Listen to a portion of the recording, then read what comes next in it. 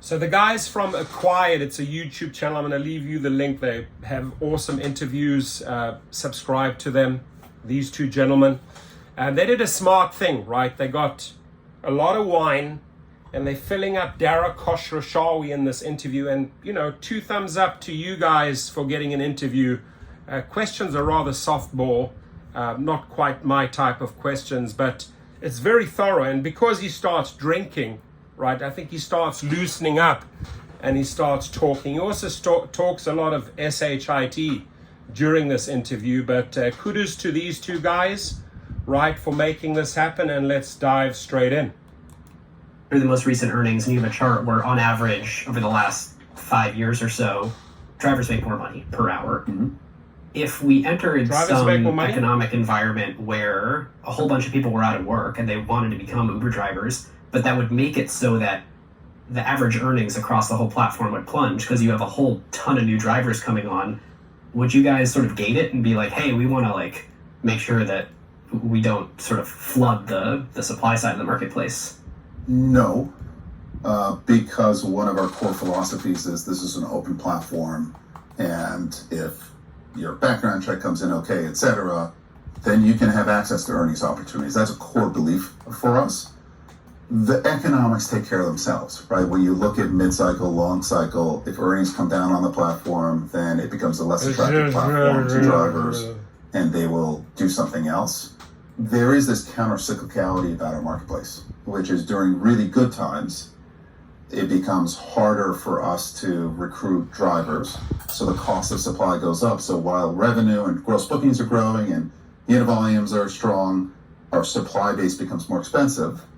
During softer economic times, you get more drivers coming into the platform, ETAs come down, prices come down, the price becomes cheaper. So actually our unit volumes accelerate. So if you look like our Q1 unit volumes, they grew 24% versus 19% in Q4. So we accelerated, trip growth, which is not something that you see at our scale. But it's some of this stuff working out. Right, so it's sort of the invisible hand of the market theory that sort of self-regulates this for you. Yeah, it's not a theory, it happens. Yeah, I guess it's this very cool experiment. Yeah, economists like to talk about things in theory, but you actually have one of the largest data sets in human history of people doing work and other people consuming services. Yeah, if you ask our top economist at Uber, he would say that we actually don't control the price to the consumer.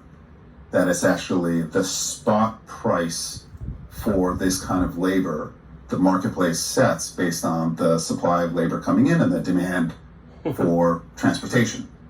And so there's this, people say Uber setting prices. He'd say, we're not setting prices. The marketplace is setting its own price. So what do you do then? You have to have some levers at your disposal. You're getting a lot more profitable. Yes. I mean, certainly, I think whenever we did the IPO episode, Uber had lost close to $3 billion the year before going public. You said in the episode that it was the most that a company had ever lost before going public in history. Yes. I don't know if that's true, but attributed to Ben Gilbert at the time. But now, order of magnitude, that's true.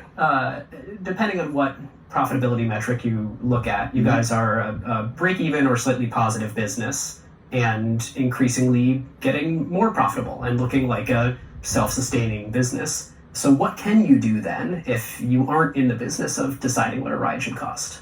Well, I think we're in the scale business, right? Which is we essentially wire up every form of transportation of whether it's people or things. And, it's increasingly people and then shared taxis, et cetera, right? There are 4.5 million taxis in the world.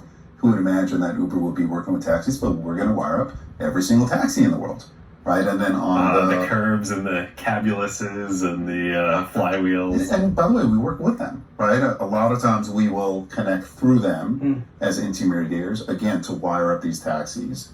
And then we've gone from food to alcohol to groceries, et cetera. And then we have our freight business as well. So the more we wire up, the more you demand. Have boats now? I'm sorry? You have boats now? We have boats in Mykonos, which is pretty cool. We have the boats on the Thames too. It's just if it moves and it carries people and things, we're going to wire it up and make it available on demand. That usually brings in the demand for transportation, etc. And then it's like math. You have to do it in a more and more efficient way. I think one of the secret sauces that we have is we have a very large and capable marketplace team. These are ML engineers who are building out the systems that match, price, all of this connectivity. Yeah. And when you're working over an ecosystem of 2 billion transactions a quarter, the data sets that we have, the experimentation that we can do in terms of what's the most optimal match, how do you price, etc., it's just a bigger database than anyone else. So every year, when I can't speak to how our competitors are matching and pricing, but every year matching and pricing probably improves by 5% a year. So you improve the marketplace throughput by about 5%, everything else being the same. And that's like free growth. And when it's on top of, call it $120, $130 billion run rate, it gets big. And again, it's compounding. Like every year this machinery gets better. So then, just to make sure I'm understanding right, the reason why, because you talk to anybody and they're like, you're like, oh, what should I ask Dara? And they're like, ask them why Ubers are more expensive than they used to be. And I'm like, because it's a good business now. But actually, I don't think, it sounds like that's not actually the right answer, that the reason rides have gotten more expensive over time is A, inflation, but B, just that there is more demand for those rides than there is supply to serve them. Correct. The cost of labor has gone up, right? I mean, how much you have to pay for any kind of blue-collar job, everybody's talking about it, right? A bunch of retailers were having trouble hiring enough people, restaurateurs. So just up to here, I mean, he is very detail-oriented on numbers. They obviously call him the numbers guy. He crunches numbers, he analyzes numbers, he acts on numbers, right?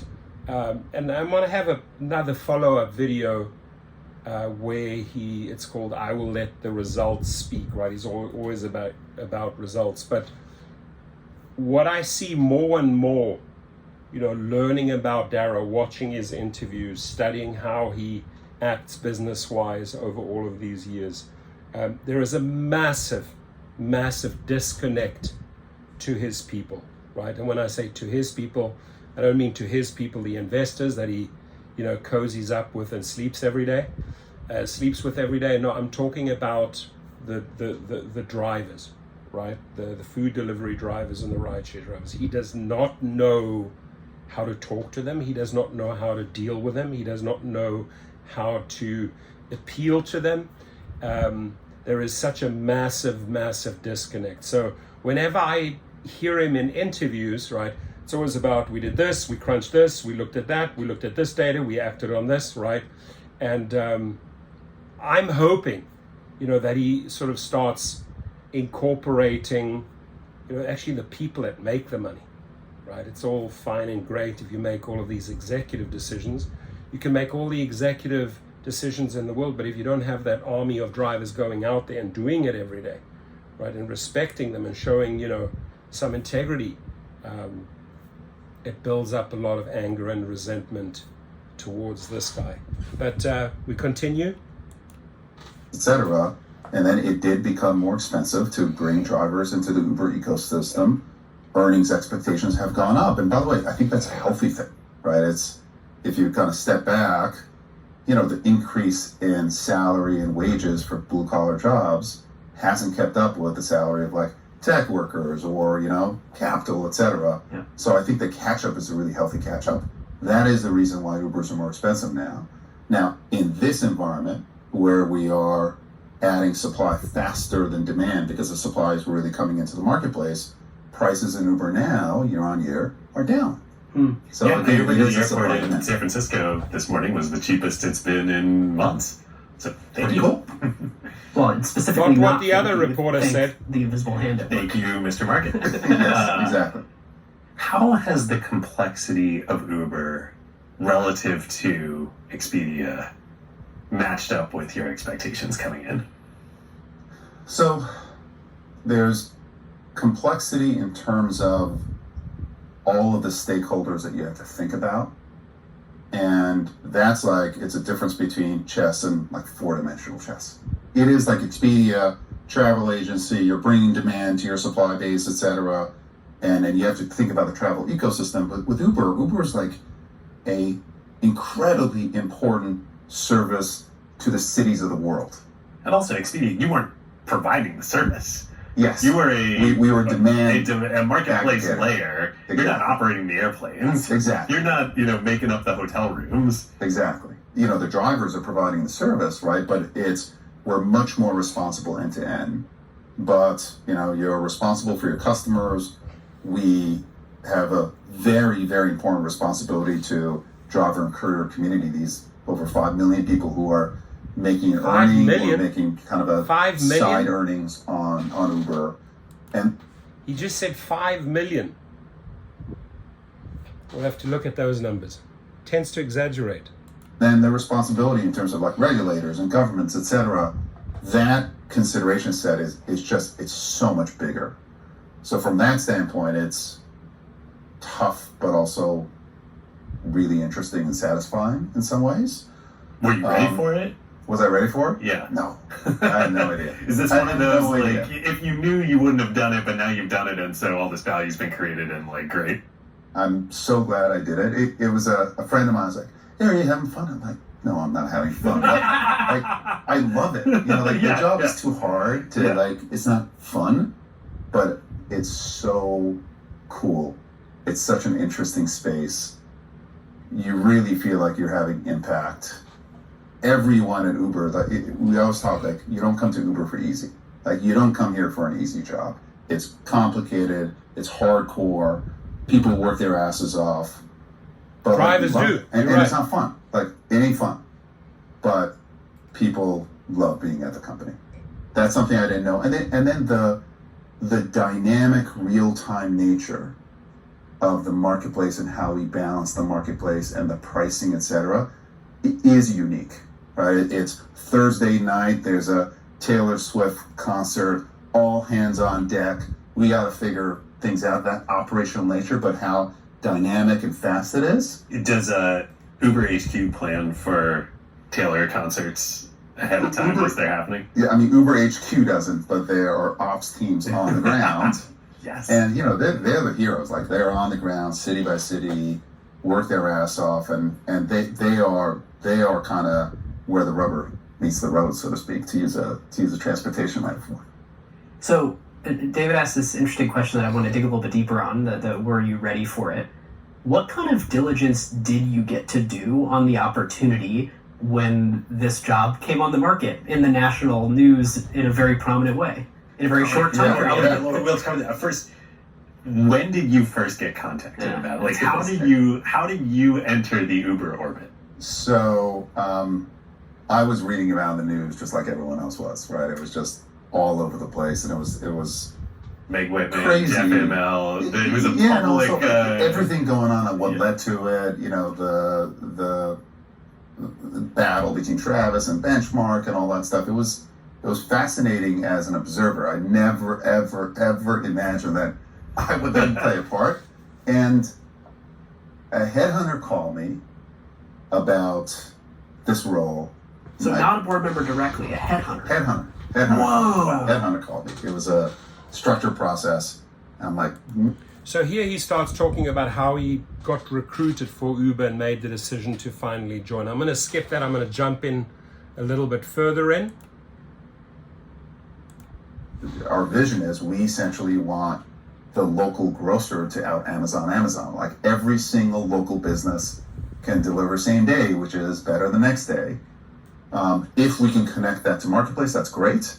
But that can also be a separate part of our business that can grow and thrive. It's so funny how much of this goes back to the original 10 years ago, 15 years ago vision for Uber.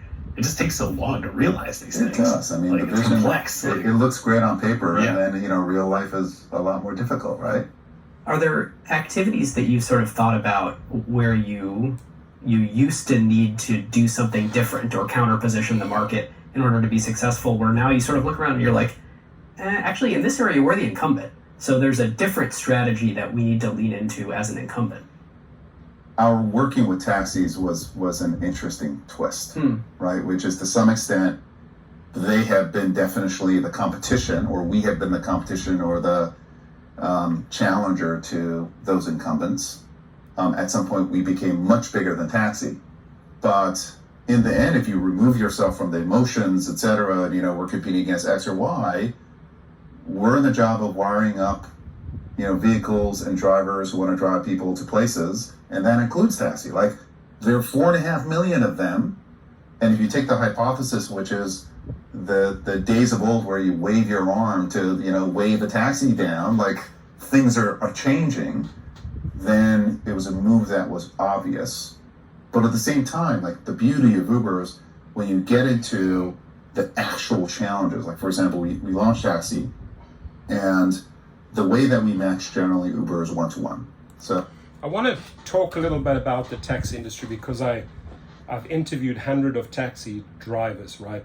It was Uber's goal, it was Travis and the investors' goal to drive the taxis out, to spend so much money, billions and billions and billions and billions of dollars to educate, to open up the market and to drive their competitors out. That was their game plan, right? Including shuttle services, many-folded, including taxi companies, many-folded. When they did not succeed, ladies and gentlemen, now they want to get into bed with them. So, it should tell you a lot, right? How, just listen to him speak about taxis. Oh, making this alliance, that, we're working with the taxis. Dara, don't forget that you try to put these people out of business with boatloads of money at your disposal, right? I don't want people to forget that because this is why these taxi drivers are so skeptical. This is why these taxi drivers are so angry. They don't forget the history, right? He tends to forget the history very quickly, what they try to achieve. So if you cannot beat them, join them, go sleep with them, right? So you hail for an Uber, we will match you, we'll make an offer to a specific driver. Driver says yes, driver comes pick you up, etc. What we found in taxi markets is that when we made the one-to-one match, if we weren't integrated into the taxi meter, and that's something that we'll build over a period of time, the taxi might be full, but the acceptance rate of the taxis was much, much lower, and we didn't know why. And if the acceptance rate is lower, you might wait for a long time to get matched because we're going to come send offer before you get a match. So the team built a technology, Blast Dispatch, which is instead of a one-to-one match, it's we'll make a dispatch of 10 different taxis. One of them accepts. This is just like the old taxi dispatch system. Totally. Like, there's a pickup on 54 Leonard Street, and someone says, Joey says yes. Oh, I got that one. Yeah, I got that one. So like what's old becomes new, what's new becomes old. But what's been interesting is there's a simple idea, but then building out the tech infrastructure to be able to fit to that particular market becomes a challenge. But also it's an opportunity, which is now for some of our competitors to copy that. One is it's taking a lot of tuning to actually get that experience to be excellent. There are some markets where we're mixing demand. You might click for an Uber X, a taxi might show up, right? Is that a good thing? Is that a bad thing? It improves marketplace liquidity.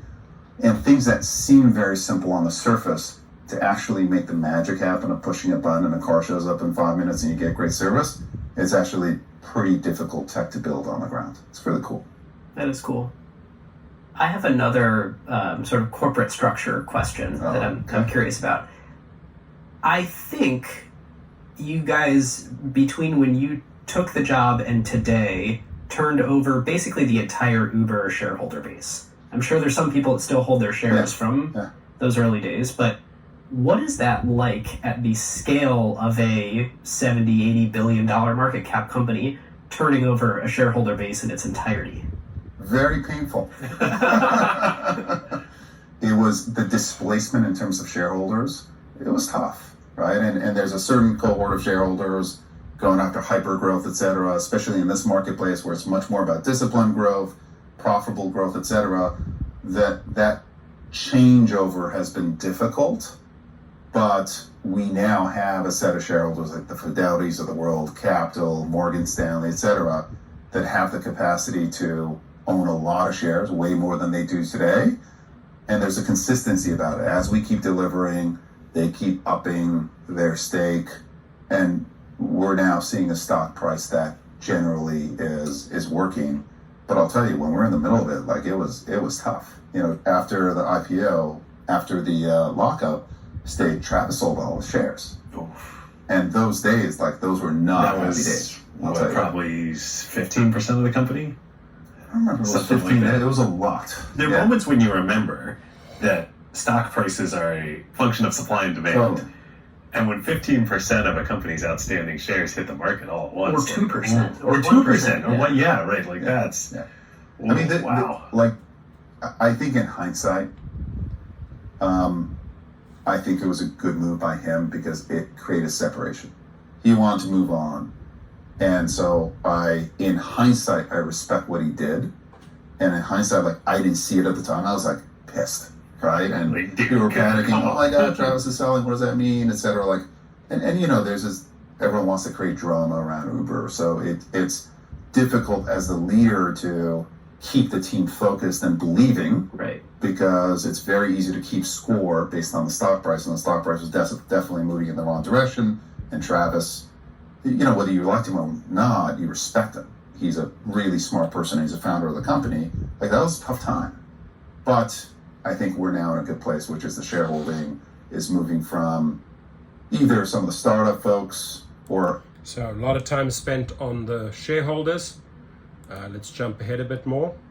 There are great stats like Uber's 32,000 employees, all the patents, and great graphs of revenue breakdowns for each year by business unit. And interestingly enough, I just realized looking at this that in the last 2 years, Uber Freight actually does make up a material amount of their revenue now. Again, something I wouldn't have known otherwise. So you can get access to all the best company data with PitchBook. Basically every VC and PE firm that I know has a PitchBook account, and if you... And I asked, well, what's the cost of certain kinds of content, and then how much traffic, can we have the connection between cost of content and traffic? It was no, you cannot ask that question because the content is separate. So it's just a fascinating organization, and the bet that they made on subscriptions was amazing.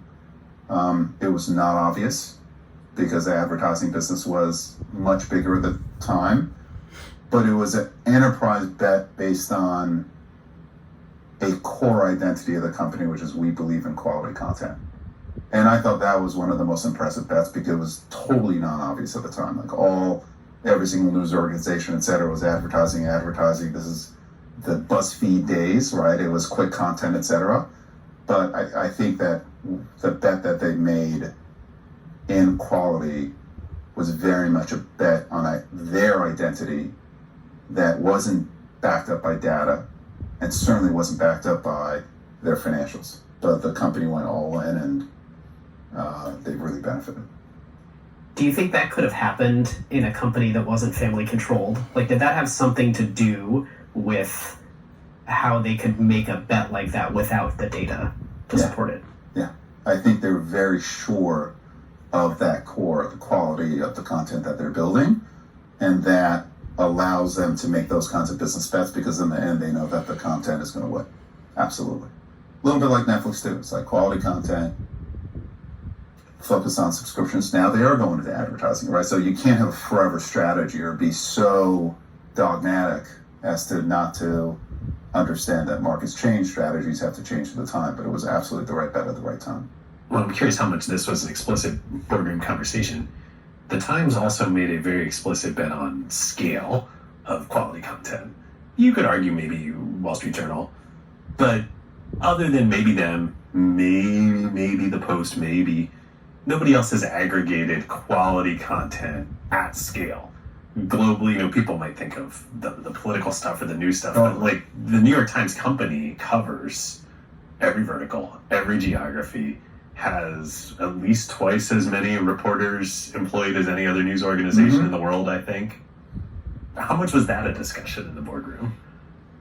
There was absolutely a view of the management, and the board agreed, and I have to be careful because it was a boardroom and it's confidential, etc., which is if there's going to be a top global brand for quality news, that should be the New York Times. Why would it not be the New York Times?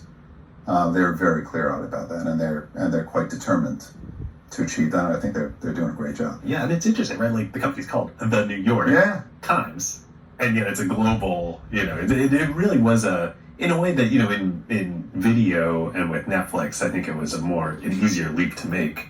For news, I think it was a really unique leap that the Times made. Well, it will be interesting to see. I'll jump forward a little bit more, and then I'll let you guys comment below. Really good.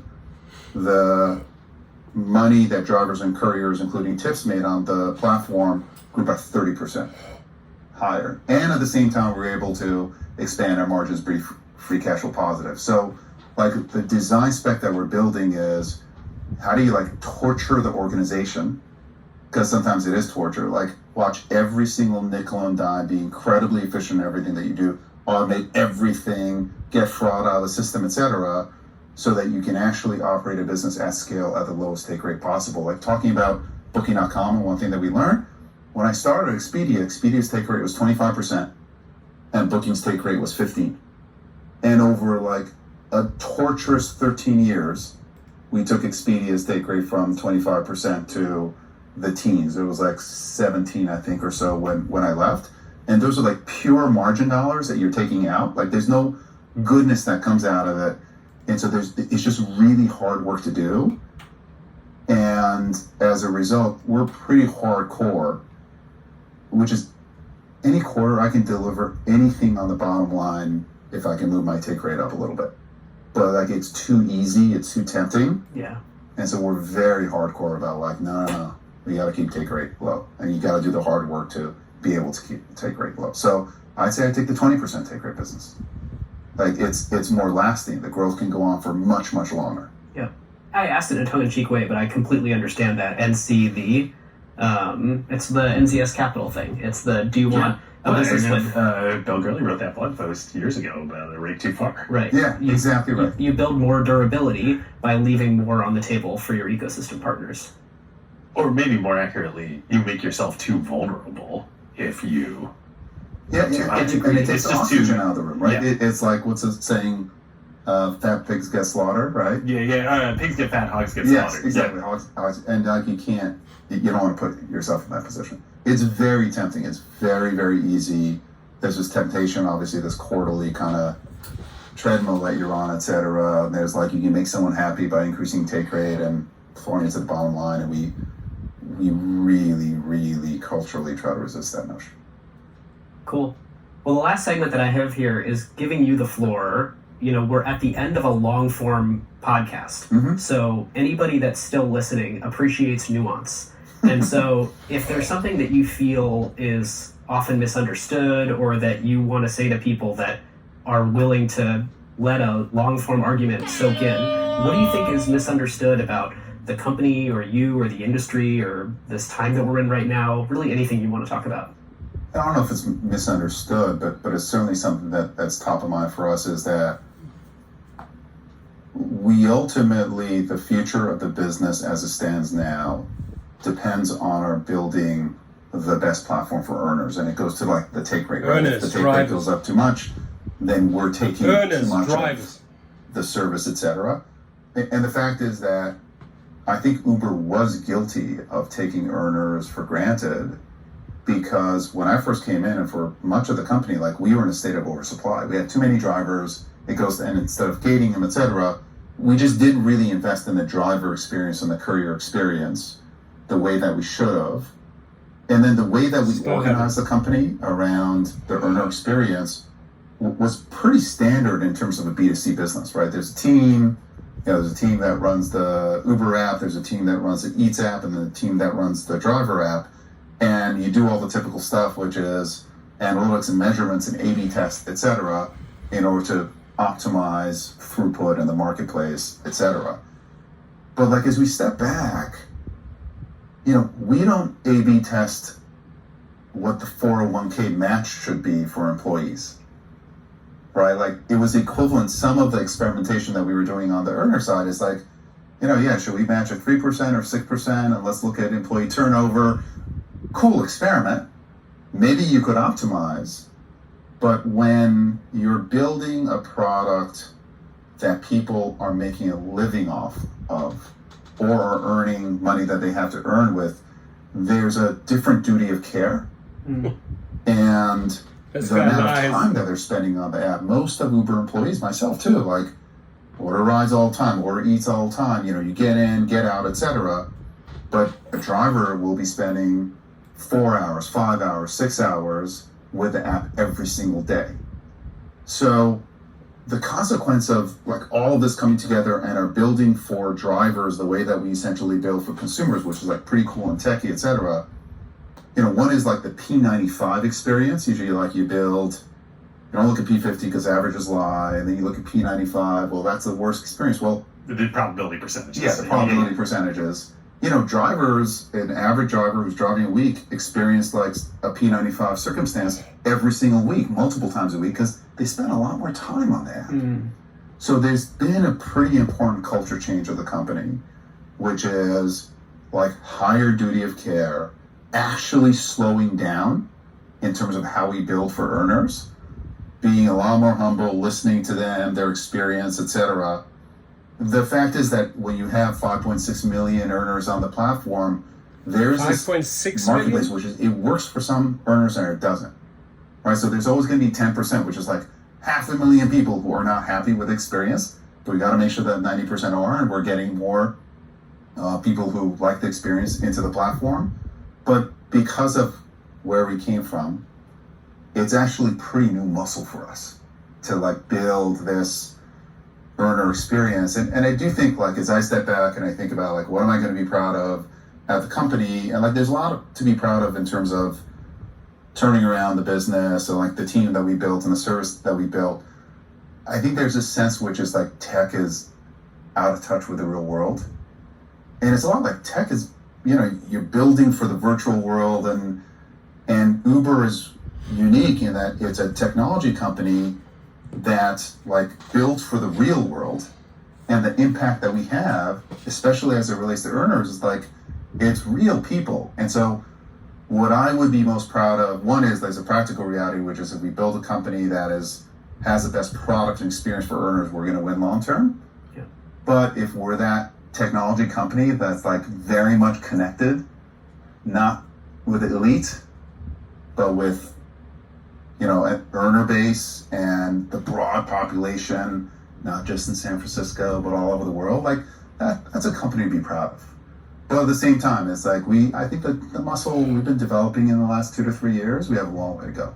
Is Uber the largest earner platform in the world? Yeah, I think we're the largest source of work anywhere by far, and growing pretty fast. That's a crazy statement. Yeah. Because the largest companies who, like, even if you just look at employees, Walmart. Companies that employ people employ max like 2 million. Max, yeah. Yeah. And Uber has how many earners on the platform? 5.6 million. As of the last quarter, it's growing. That's a lot of earners. What does the federal government employ? It's like on par with. It's got to be on par with that. Now, the vast majority are I know they're quite not part-time. Yeah. But it's still, the scope is pretty extraordinary. Wow. And it's everywhere. So cool. Well, thank you, Dara. You're very welcome. It was a pleasure. I'm Thank glad you for treating me to the wine. Well, no, I mean you treated us, and I'm glad you decided to stay after dropping it off. You gave me a good tip. It all worked out. So these two guys, I got to say, they're awesome. They're smart as a whip. They ask a lot of super intelligent questions. Please subscribe to them. I'm going to leave the link below. I think bringing alcohol into the mix was a smart idea. It loosened him up. He's not comfortable when he's all stiff. I've seen a lot of his previous interviews. I found this more free-flowing, and I think, Dara, if I can give you some advice, any Bloomberg, any interview you go into, chug down half a bottle of wine. It does seem to calm your nerves, and you chat away, right? You chat a lot about numbers. He's a super smart guy, but he's also an arsehole, ladies and gentlemen. He talks on the one hand as if he cares about them, these 5.6 million. He doesn't care a rat's ass about the people who are making the money. It's in the forefront for him. It's all about the numbers, analyzing the numbers, crunching the numbers, exploiting, taking as much as possible. He does not, and I'm going to repeat this, he does not care a rat's ass about people. So, which leads me into my next video, right, where he says, I will let the results speak for itself. Is he a great CEO? I think he's a good CEO for the investors who want to make money. He's an absolute atrocious, terrible CEO when it comes to the treatment of people. And apparently he has 5.6 million people. The hatred amongst those 5.6 million people towards him is through the roof. Right? He is the most hated CEO worldwide. That's a fact. And that really comes in from the numbers, from the 5.6. Right? The public needs to get to know him more. That's our job. We got to share these articles. We need to educate the public about what an arsehole this guy is. Again, I'm not going to fault him on his business smarts, right? He's ruthless as can be when it comes to numbers. But there's no heart. There's no integrity. There's no respect from him or his executives or his investors towards the people that make the money. I have not seen that in all the years, right? I've seen zero compassion. I've seen zero empathy. I've seen zero understanding. I've seen zero cooperation with the gig workers from Dara's team and from Dara himself. So leave your comments, please. And again, to you two guys from Acquired, I think you did a remarkable job. I hope we can get you more subscribers. They're smart, they're young, they're bright. I'm subscribing and I'm certainly going to watch all their videos. Have a good one.